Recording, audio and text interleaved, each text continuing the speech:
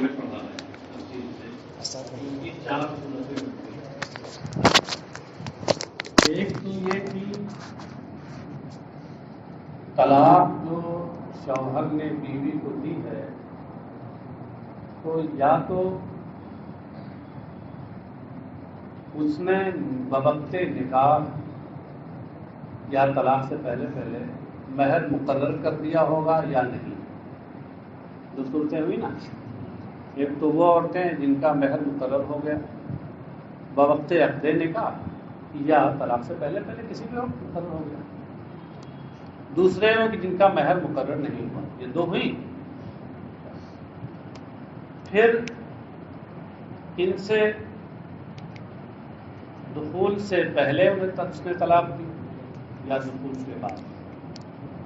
خیال رہے کہ یہاں دخول معنی عام میں ہے، اس سے مراد صرف ہم مستری نہیں ہے، حقیقتاً ہم مستری ہو یا ہم مستری کے حکم میں ہو، لہذا خلوت سیاح کا بھی حکم وہی ہے، یہ آپ نے پڑھا کہ تو چار صورتیں بنی، دو کو دو میں ضرب دینے کے بعد چار صورتیں بنی۔ ایک تو وہ عورت کہ جس کا مہر مقرر ہوا اور مہر مقرر ہونے کے بعد دخول بھی ہوا، مدخولہ ہو گئی، اس کو طلاق۔ دوسرے وہ عورت کہ جس کا مہر مقرر نہیں ہوا اور ہم مستری ہوئی اور طلاق۔ تیسرے وہ عورت جس کا مہر مقرر ہوا تھا اور ہم مستری ہو گئی تھی پھر طلاق۔ اور چوتھے جس کا مہر مقرر ہوا تھا اور قبل ہم مستری طلاق۔ چار صورتیں بنی نا۔ اس میں یاد رکھیے کہ جن عورتوں کا مہر مقرر تھا اور ہم مستری سے پہلے طلاق ہوئی تو ایسی صورت میں اسے کیا ہوگا؟ مقرر تھا اور ہم مستری سے پہلے طلاق ہوئی، نصف مہر ملے گا اسے، نصف مہر، اور اس کے لیے اور کچھ نہیں ہے، یعنی متاع بھی نہیں ہے، مستحب بھی نہیں ہے متاع اس کے لیے۔ یہ کون سی عورت ہوئی؟ دہرائیے ذرا سا، حالات ملتے جلتے ہیں۔ کون سی عورت؟ وہ اتنے لوگ بولنے لگے کہ ہم سن ہی نہیں پا رہے ہیں، وہی کام ہے۔ ایک تو وہ عورت کہ جس کا مہر مقرر ہوا تھا اور ہم مستری سے پہلے طلاق لگا، تو اس کے لیے کیا ہے؟ نصف مہر ملے گا، اور متاع وغیرہ کچھ نہیں اس کے لیے۔ واجب تو ہونا دور کی بات، مستحب بھی نہیں۔ اور دوسرے وہ عورت کہ جس کا مہر مقرر نہیں ہوا تھا اور ہم مستری سے پہلے طلاق ہو گئی تو اب اس کو مہر تو نہیں ملے گا، لیکن متاع دینا واجب ہے۔ متاع دینا، متاع کو آسان لفظوں میں سمجھ لیجیے کہ ایک جوڑا کپڑا، یہ دینا واجب ہے۔ اس کے لیے واجب اور پہلے والی کے لیے واجب تو چھوڑیے، مستحب بھی نہیں، کیونکہ اس کو جس کا مہر مل رہا بغیر دخول کے۔ یہ دو ہو گئی۔ تیسرے وہ عورت کہ جس کا مہر مقرر ہوا تھا اور دخول بھی ہو گیا تھا، اب طلاق ہوئی، تو اس صورت میں کیا ہے؟ پورا مہر ملے گا اور اس کے ساتھ ساتھ متاع دینا بھی مستحب ہے، واجب نہ دے تو بھی جائے گا۔ تیسرے وہ عورت کہ جس کا مہر مقرر نہیں ہوا تھا اور ہم مستری کے بعد طلاق ہوئی تو کیا ہوگا؟ اس کو مہر مثل ملے گا، مہر مثل ملے گا، اور اس کو بھی متاع دینا مستحب ہے۔ تو حاصل یہ ہوا کہ مستحب دو کو ہے، ایک کو واجب ہے اور ایک کو کچھ نہیں۔ یہ چار صورتیں ذہن میں رکھیے اور اس کے بعد اس کو چلیں۔ اعوذ باللہ من الشیطان الرجیم، بسم اللہ الرحمن الرحیم۔ لا جناح علیکم ان طلقتم النساء ما لم تمسوهن او تفرضوا لهن فریضة ومتعوهن على الموسع قدره وعلى المقتر قدره متاعا بالمعروف حقا على المحسنین۔ اور تم پر تم پر کوئی گرفت نہیں. ان طلقتم النساء، اگر تم عورتوں کو طلاق دو، ما لم تمسوہن، جب تک تم نے انہیں ہاتھ نہ لگایا ہو. کہتے ہیں ایک قرات میں تماسوہن ہے، تمسو کے بجائے تماسوہن، باب بدل گیا. مسا یمسو باب السمیع اسموں سے ہے، اور تماسو یہ باب تفاعل سے ہے. معنی ایک ہی ہوں گے دونوں کے. اور نیچے آپ کے محشی نے ایک بہت اچھی بات بتا دی کہ کہا کہ یہ جو تماسو والی جو قرات ہے باب مفادت والی، امام حمزہ اور کسائی کی قرات ہے. اس مادے سے قرآن کریم میں جہاں بھی فعل آیا ہے وہاں یہی اختلاف ہے ان قرا کا کہ امام حمزہ اور کسائی اس کو باب مفادت سے پڑھتے ہیں تماسو یا جماسو جیسا ہے وہاں، اور بقیہ دیگر اور جو قرا 5 ہیں وہ مسا یا مسو سے پڑھتے ہیں. یہ پورے قرآن کا میں اس مادے کے تعلق سے قرات بتا دی ہے نا. مس کا معنی لغوی معنی تو ہوتا ہے ہاتھ لگانا، لیکن اس سے بطور کنایا مراد ہے ہم بستری کرنا. اور میں بتا چکا ہوں کہ یہاں ہم بستری عام ہے کہ حقیقی ہو یا حکمی ہو. حکمی یعنی خلوت صحیحہ بھی اس میں شامل ہے.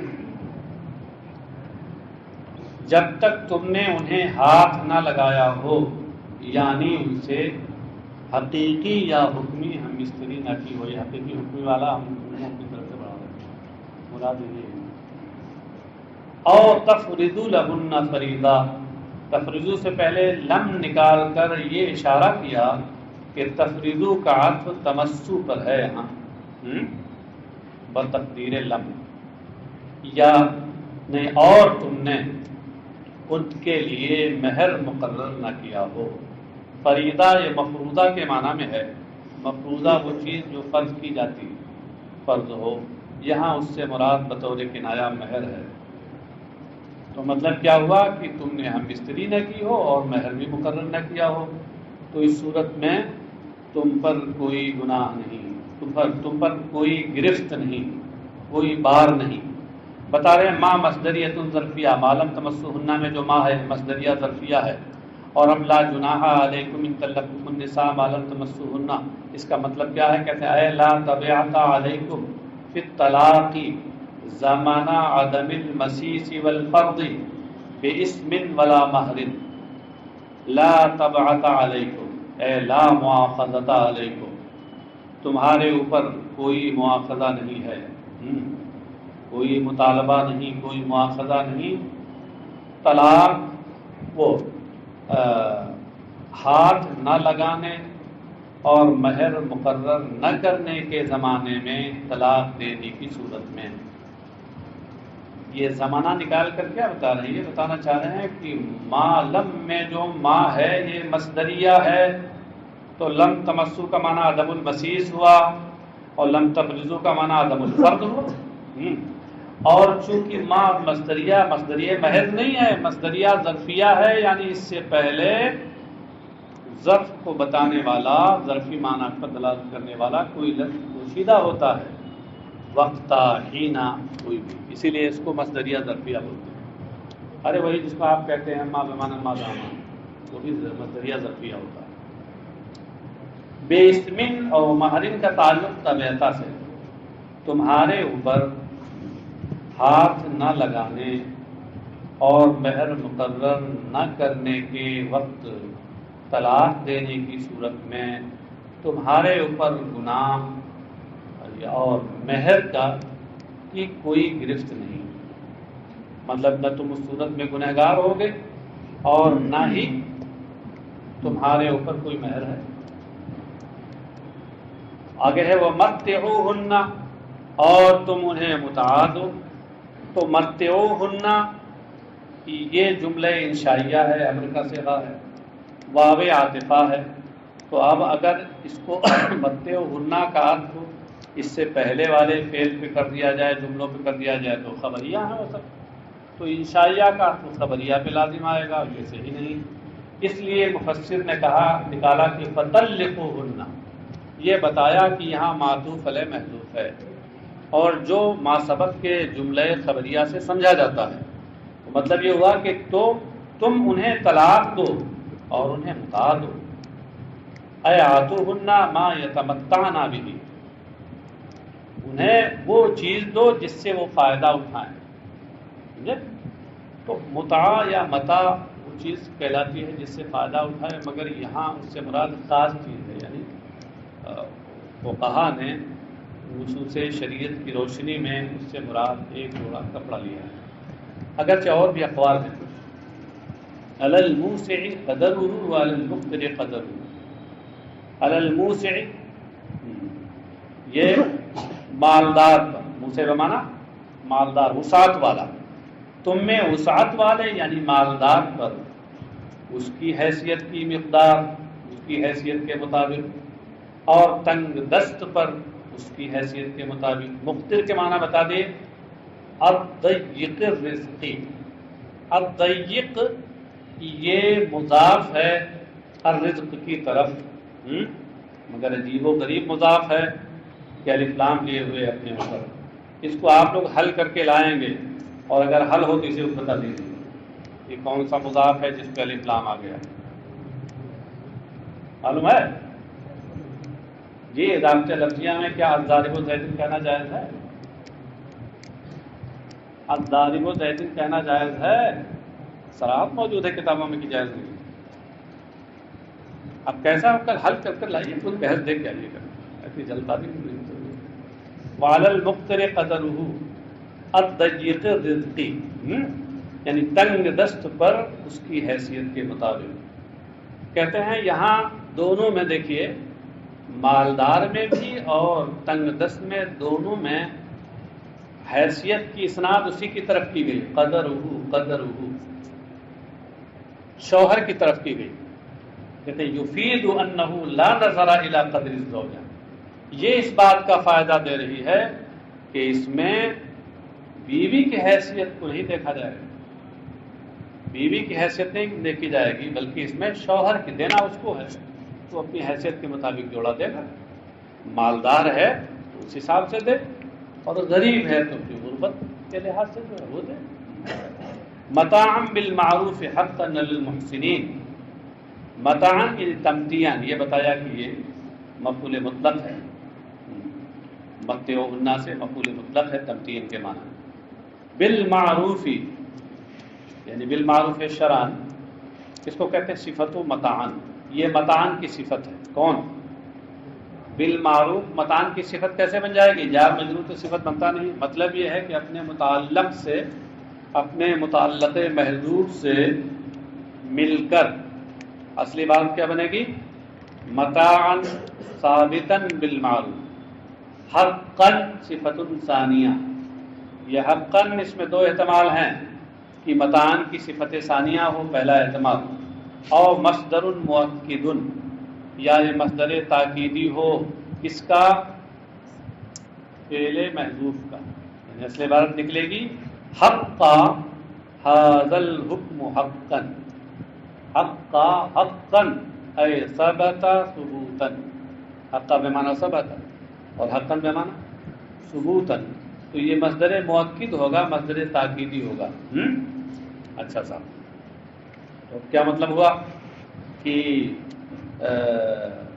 اس طرح کا متعدو کہ جو شرعی دستور کے مطابق ہو، اور حقا علی المحسنین، اور جو نیکوکاروں کا بھلائی کرنے والوں پر یعنی فرما برداروں پر جو حق ہے، ثابت ہے. وَإِن طَلَّقْتُمُوهُنَّ مِن قَبْلِ أَن تَمَسُّوهُنَّ وَقَدْ فَرَضْتُمْ لَهُنَّ فَرِيضَةً فَنِصْفُ مَا فَرَضْتُمْ. اوپر کس کا بیان تھا؟ اس عورت کا بیان کہ جس نے کو نہ مہر مقرر ہوا اور نہ اس سے ہم استری ہوئی. اب یہاں کس کا ہے؟ وَإِن طَلَّقْتُمُوهُنَّ، اور اگر تم انہیں طلاق دو اس سے پہلے کہ تم نے انہیں ہاتھ لگایا ہو، جب کہ تم نے ان کا مہر مقرر کر دیا ہو. فَنِصْفُ مَا فَرَضْتُمْ، تو تم نے جو مہر مقرر کیا ہے اس کا آدھا دینا ہوگا. سمجھ گئے بات؟ واضح ہے. فَنِصْفُ مَا فَرَضْتُمْ يَجِبُ لَهُنَّ.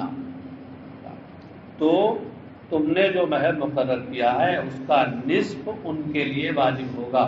اس سے یہ بتایا کہ نصف ما فرضتم مبتدا ہے جس کی خبر یہاں محذوف ہے، تو آدھا دینا تو واجب ہوگا۔ وَيَرْجِعُ لَكُمُ النِّصْفُ، اور جو آدھا نصف بچا وہ تمہاری طرف لوٹے گا۔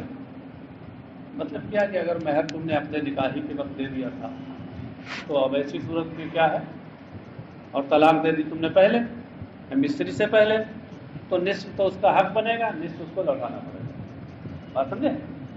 اور اگر پہلے نہیں دیا ہے تو مطلب آدھا دینا ہے، آدھا تمہارے پاس محفوظ رہے گا، بات سمجھ میں آ گئی؟ إِلَّا أَن يَعْفُونَ أَوْ يَعْفُوَ الَّذِي بِيَدِهِ عُقْدَةُ النِّكَاحِ، اللہ یہ کہ یعنی لیکن یہ کہ وہ عورتیں معاف کر دیں، اللہ ان یعفون، اللہ کے بعد لیکن نکال کر اشارہ کیا کہ یہ استثناء منقطع ہے، لیکن کے معنی میں استثناء حقیقی اور استثناء متصل نہیں، لیکن یہ کہ وہ عورتیں معاف کر دیں۔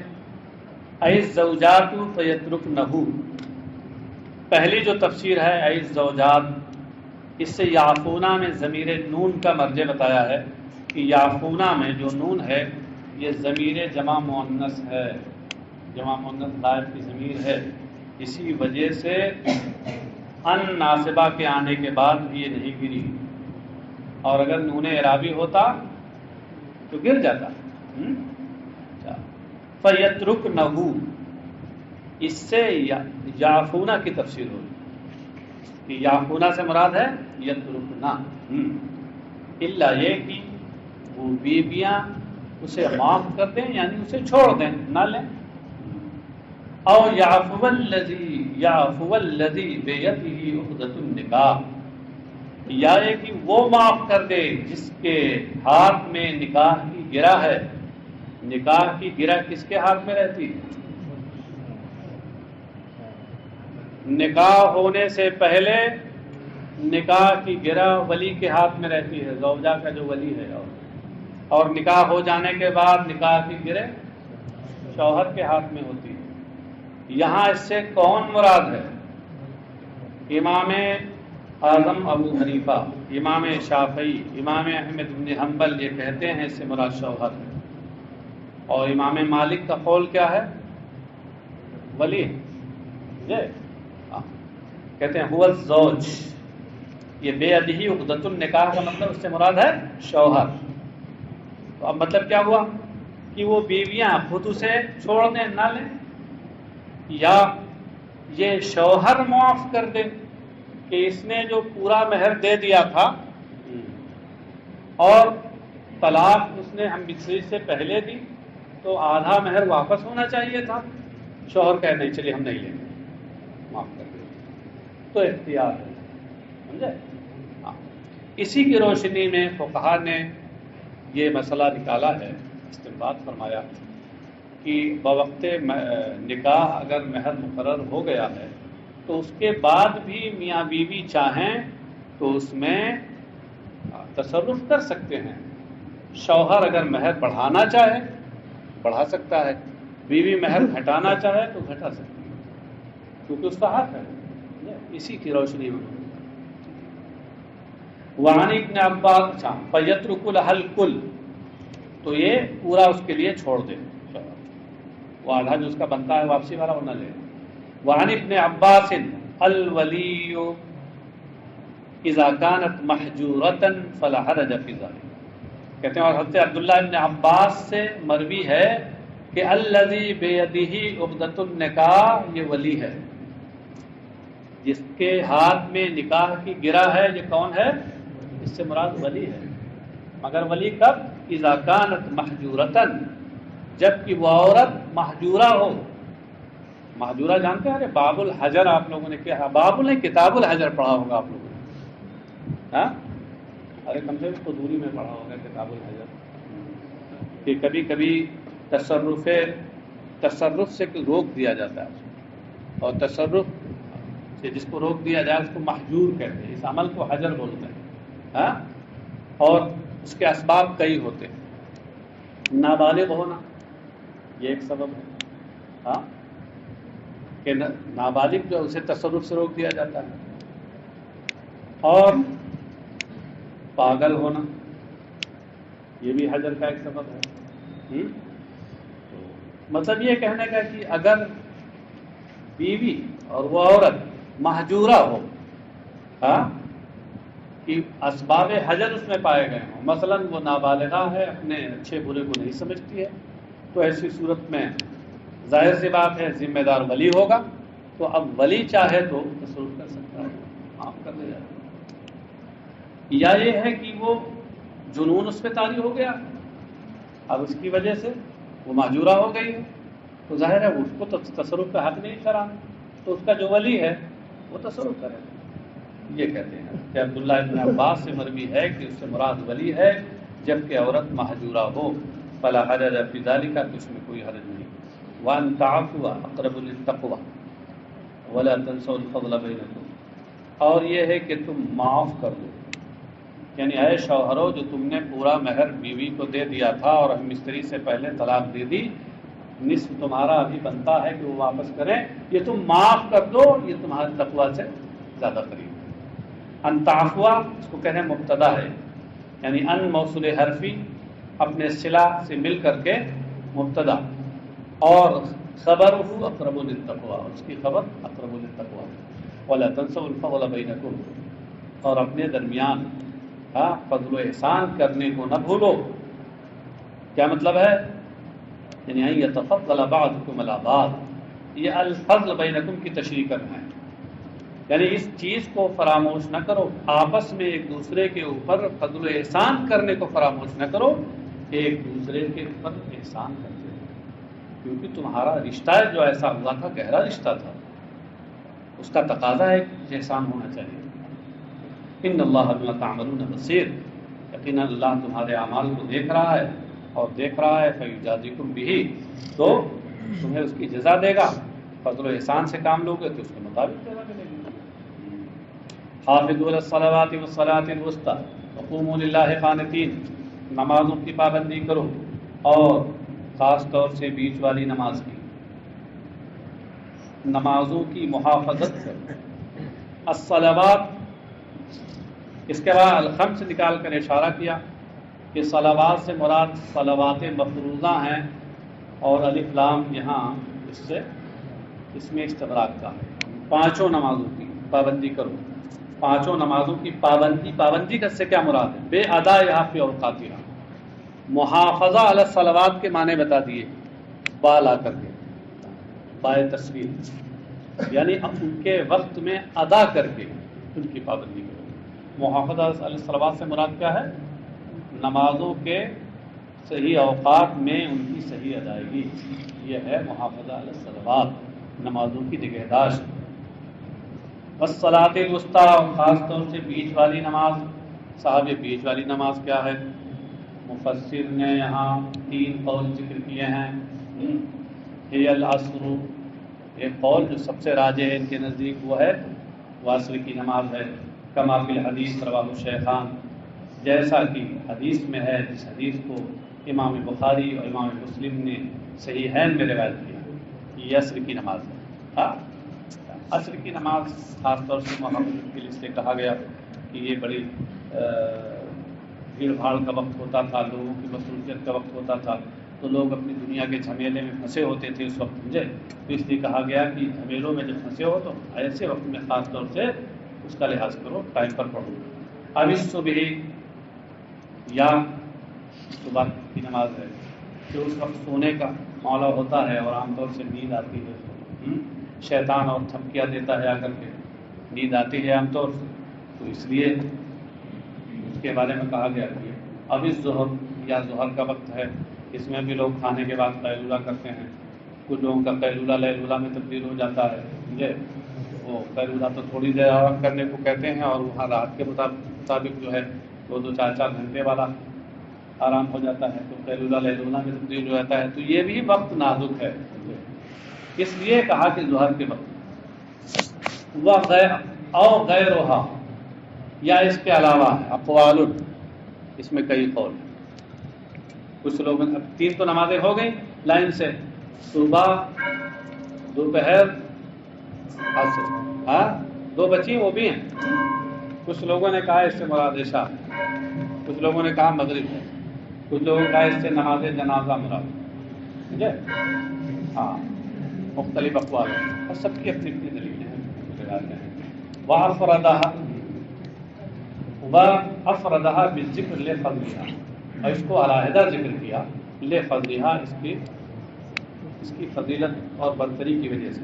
مطلب یہ ہے کہ حافظوا علی الصلوات میں الصلوات کے ضمن میں عموم میں تو یہ داخل ہے، لیکن خاص کا عام پر جو عطف کیا ہے کسی خصوصیت کی بنیاد پر، وہ خصوصیت ہے اس کی فوقیت اور برتری کو بتانا. اور یہ تو ہوتا ہے ہر زبان میں ہوتا ہے، آپ کی زبان میں بھی ہوتا ہے.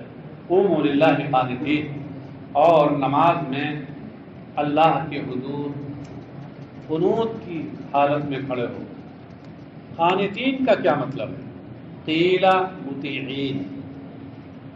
ایک قول یہ ہے کہ قانتین کا معنی ہے مطیعین، یعنی اللہ کی اطاعت کرتے ہوئے نماز میں کھڑے ہو، جیسے ایک فرمانبردار بندہ کھڑا ہوتا ہے اس طرح کھڑے ہو.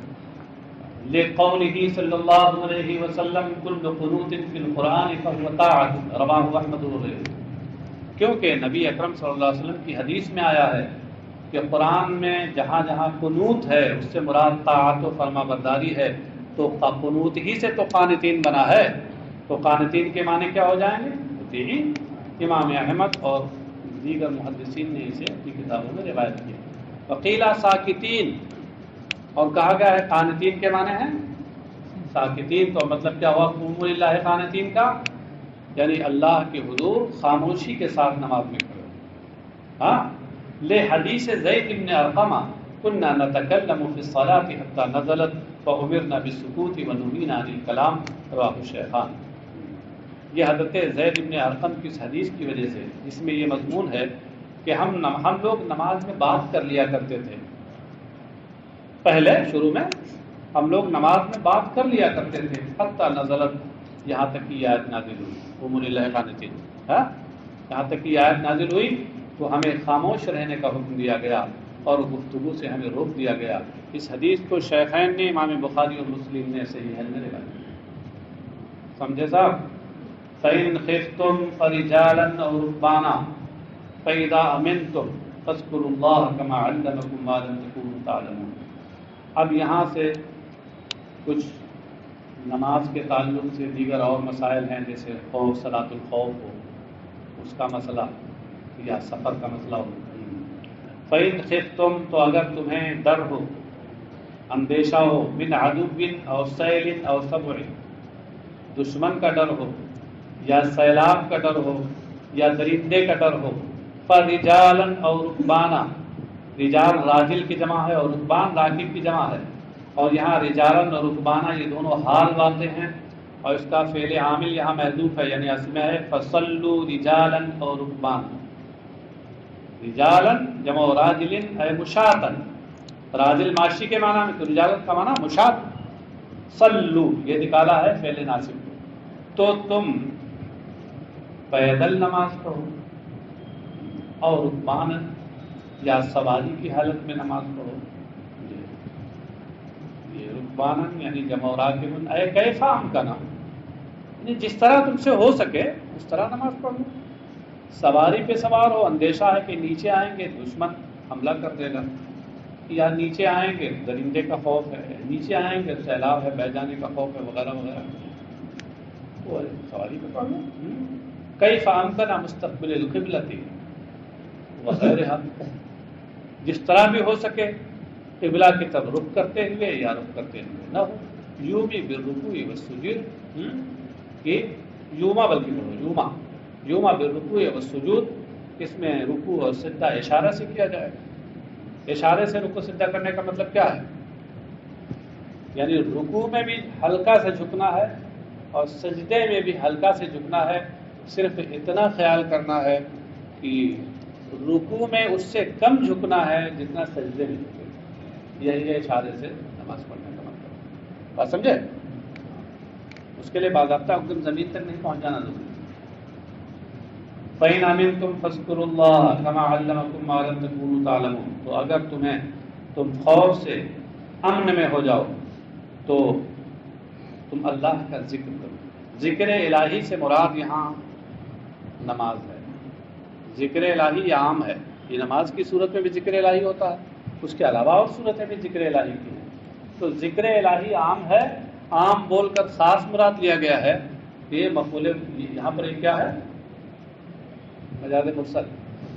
مجاز مرسل ہے، علاقہ عموم ہے. یہاں فاذکروا اللہ ہے، صلو، تم اللہ کا ذکر کرو یعنی نماز پڑھو. کما علمکم ما لم تکونوا تعلمون، جیسا اس طرح جیسے اس نے تمہیں وہ سکھایا کہ تم نہ جانتے تھے. قبل تعلیمہ من فرائضها و حقوقها، یعنی اس کے سکھانے سے پہلے جس کو تم نہ جانتے تھے. جیسے تم کو اس نے وہ سکھایا، وہ سے کیا مراد ہے؟ معلوم میں ما جو ہے اس سے کیا مراد ہے؟ یعنی اس کے فرائض اور اس کے حقوق تم کو سکھا دیے جو اس کے سکھانے سے پہلے تم نہ جانتے تھے. کہتے ہیں کما علمکم میں جو کاف ہے، الکاف بمعنی مثل، یہ کاف مثل کے معنی میں ہے. وما موصولۃ و مصدریہ، اور کما میں جو ما ہے اس میں دو احتمال ہیں، یہ موصولہ ہو یا مصدریہ ہو. تو اس صورت میں اصل عبارت کیا بنے گی؟ فاذکروا اللہ ذکرا ثابتا مثل ما علمکم. ہاں کہاں تک ہے جی؟